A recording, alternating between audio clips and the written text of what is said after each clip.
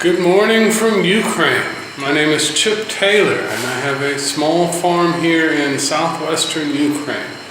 And I'm bringing these videos in order to try to help explain what it is that we're doing over here, how we go about our farming, how we do things ourselves. And because we're so isolated, there's a lot of stuff that we just have to figure out on our own. And hopefully it'll help you solve some of your problems and maybe generate a little bit of income if that's what you're trying to do. Now this morning, I'm making feed for my pigs on our wooden stove. This is a ceramic masonry stove furnace, and very common in Poland, Germany, and in this part of Ukraine. I don't cook on it every day. And this is the kitchen inside our main, what we call the rehab building. I call it the big house. And so I'll explain a little bit more about that as we go along. But we've had to remodel the place. You can see it's got some paint issues, definitely. It's got some plaster issues. And so this is one of the reasons why I'm not doing barley sprouts right now. It's because we've had to come in here and sand the walls, and we're still not done. This wall was sanded yesterday. And probably looking at another week or so. I pulled the sink out. This is where I get the water. And just 2 pipes, I'll put the sink back in. We've got a big stainless steel double sink. There's a gas stove and oven that normally goes in here. I'm debating whether or not to put it back. I've got a boiler system here that runs heat through the building. It's run on gas. We've got these radiators, they call them batteries, but I've got these radiators all through the rehab. And, you know, it does keep the place warm. I like to keep these, the wood stove running, and there's another big ceramic furnace in one of the other rooms. I like to use that because it's just, gas is expensive. And, you know, we are at war with Russia, and Russia has a habit of shutting off the gas. And so it's nice to have alternatives, alternative heat sources. Now this morning, like I said, I'm making feed for my pigs, and what I do is, this is about 60 kilos of corn that I will boil for a couple hours. This is done right now. I come in first thing in the morning, I get up at 5:30, come in here, you know, I live in a different building, a house, but I come over here, I start the stove, and put the pots on. And you know, they've been cooking for a couple hours now. The water's just about cooked into the corn now. I'll take all this off. I've got these metal buckets here that right now are full of firewood. I'll take the corn, put it in the metal buckets, cook another set. And usually that's enough to last me certainly the rest of this day, all of tomorrow, and most of the next day after that. And so I don't have to do it every day, but when I do it, I like to take advantage of it. And you know, once I heat up the stove, I want to cook as much as I can without having to relight the stove. It's not that big a deal, but it's just more efficient if I just do it all at the same time. So that was a little bit of an explanation of how I start my day. First thing in the morning, come over here. If I have to cook, come over here and start the stove and get things rolling. If I don't have to cook, I'll get up in the morning, have a cup of coffee, maybe a little bit of oatmeal, some kind of protein. I eat a lot of pork. We have an abundance of pork. And so I'll do all that, check my emails, get back to anybody that needs to be corresponded with, check the weather report. Here in Ukraine, I check the war report. I checked the what's going on at the front. Like most people in the rest of the world, check the weather report, because we need to know where the neighbors are, where the Russians are, and whether or not they're coming this way and what they're doing. I've got friends in harm's way. And then as psychologists, we send several of my staff go to the front on a not too regular basis, but they travel over there and try to provide some kind of psychological help for the young men that are defending not only their country, but my country also. When I first got over here, I found an abundance of these here on the farm, and I couldn't figure out for the life of me what these things were. So I was thinking it's like an iron, in that you put some hot coals in it and then you rub it over your clothing, whatever it is that you're trying to iron out. And then I thought, you know, there's a Catholic church here on the property. I thought, okay, well, they put incense in here during the ceremonies, and they burn the incense, and it's part of a religious artifact. No, this is, well, I'll just show you. This is a mouse trap, and it's got a little spring inside, a little hook, and you bait it, and then you put the latch on, and when the mouse comes in, it catches him, and it catches him live, and so you can release the mouse if you care to. I thought that was fascinating. I've used it a couple of times. I have yet to catch a mouse. What we have here, we do have some mice, but we have a pretty good population of rats. And these are Chihuahua-sized rats. I came in this morning and I had some buckets. This is the main dining room here in the center. It's pink now. I don't know who picked the color schemes for this place. You know, you got the green, teal, putrid Soviet green in the kitchen, and then you got this pink.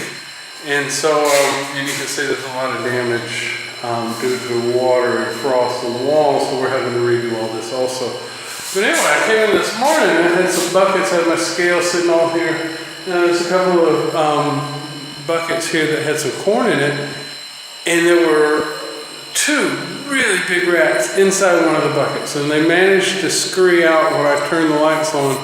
And then over here where the refrigerator is, and that's the gas oven stove that we will probably put back into the kitchen.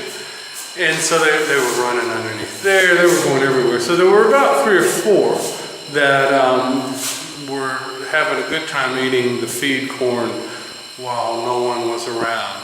In this building, they are basically unmolested. The cats have a bad habit of, they'll come in here, but they have difficulty finding the appropriate place to go to the bathroom. And so I would rather deal with the rats on another day as opposed to cleaning up after the cats. Now this is the other side of the wood stove. And it gets toasty and it heats this room very well. And then down here is an oven. And some of the guys, when I was here before, they actually baked bread in here. This has got a another entrance. And you can see, you can just bake your bread right there. Very cool stuff. I like this kind of stuff. And so this was one of the inspirations that I had for just not remodeling this place, restoring this place. Make it the way that it was before. You know, this building supposedly is close to 150 years old. And so I wanted it to be pre-Bolshevik revolution, before the communists, and make it look the way that it used to look. I don't know if you're familiar with Tolstoy, but I wanted it to, you know, Tolstoy in his later years was very minimalistic. and very simple. And so I want to set this place up pretty much the same way and have some Ukrainian atmosphere to this building. Now that's just about what's going on here in the center. I also do want to show you one thing, because I love this about this building. Lights don't help much right now, but if you check out this tile work, I mean, it's beautiful, but it's been walked on for at least 100 years. And these are painted tiles. And so the tiles, the main area of the floor, just the paint's been worn off of the tile. I don't want to have to go back and repaint these things, but I do like the fact that it's original. And so I'm probably, I've scrubbed it a couple of times. It's going to have to be scrubbed again several more times as we paint this room and restore the plaster on these walls. We'll come back through, clean the floor again, scrub it by hand, and then put a nice finish over it, nice clear finish, and that will suffice for a while. Like I said, I'm not planning on having somebody come in and restore these tiles anytime soon, maybe one day. And then we've got, you can see how thick these walls are. And it's one of the reasons that it's taken so long to repair the plaster on these walls, is that the walls are thick and, the outside wall is frozen. And so in order to repair the plaster on the inside, you have to wait until the wall is thawed all the way through. I don't like that. And so I don't like to wait. I just like to get stuff done. So we went ahead and did some of the demolition and got it knocked out as best we could, waiting for spring. This morning it's in the low 40s. The high should be 48. Tomorrow it's supposed to be 55 degrees. This is all Fahrenheit. That would be wonderful. We did all the electrical repair. All the sockets have been replaced. All the wiring's been redone. We haven't hung any new lighting fixtures yet, but all the switches, all the plugs, all the wiring in the ceiling and in the walls have been redone. You can see where they've embedded the wires into the walls. Before, when I got here before, the wires were basically just exposed on the wall. Not exactly a safe thing, so we needed to make the place safe first. All right, so that's less farming, more homesteading, remodeling stuff. And as we do the plaster, I will make a couple of, at least one video of that. I want you to see, it's got huge stones in this wall. Now, one of the unpleasant things about this part of the world, being isolated like it is that building materials are often scarce. And so sometimes you salvage what you can from what you can find in order to build structures. That's one thing. Here, one of the locals that does some maintenance for one of the churches in Denizia, which is a nearby city, kind of a city, 35,000 people. Anyway, he came by, he was helping me, he was explaining to me what needs to be done, how you go about it, that kind of stuff, and he pointed to these blocks, and he said, these are possibly from a cemetery. These are possibly headstones from a cemetery, because the church has been here for possibly a couple of 100 years. Denizia, the town was established in 1403, I'm pretty sure. It's either 1403, 1408, something like that. It's 600 years old.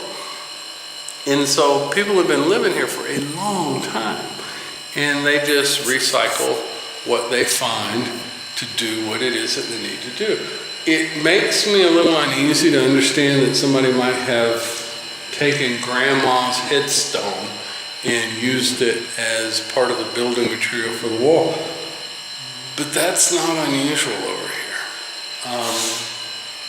Anyway, on that pleasant topic, on that pleasant subject, I will explain to you this, that we are providing these videos. If there's something that you can use from this, feel free. If you like what you heard, give me a comment, give me a like, share it with your friends. We have a website, Ukrainian Recovery Resources, URR.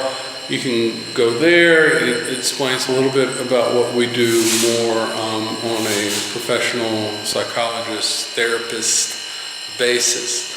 I am an addiction therapist and a trauma therapist. And so what we do over here is we try to help people solve their problems, depending upon what their problems are. I am not a medical doctor, I'm not a psychiatrist, but I am a psychologist. And so if there's something that you need to know in that direction, send me a message. We'll talk more personal, because I want this to be about the farm. I want this to be about homesteading, not so much about therapy or addictions or psychology or any of that kind of stuff.